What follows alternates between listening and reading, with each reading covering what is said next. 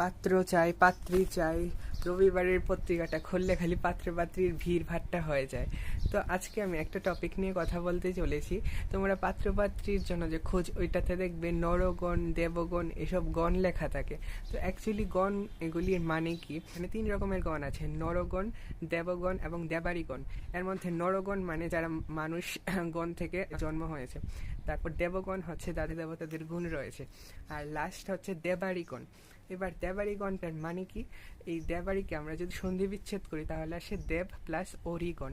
এবার দেবের অরি কথার অর্থ হচ্ছে শত্রু, দেবের শত্রুকে অসুর। তো দেবাড়িগণ মানে রাক্ষসগণ। এটা সবাই ডিরেক্টলি বলতে চায় না, সে কারণে নামটাকে সুন্দর শোনানোর জন্য দেবাড়িগণ বলে। যারা নাকি রাক্ষস কুল থেকে উদ্ভূত এবং যাদের মধ্যে রাক্ষসের গুণ রয়েছে বলে অনেকে মানে, বাট বেসিক্যালি বাস্তব নয়। আমরা সবাই মানুষ আর আফটার অল।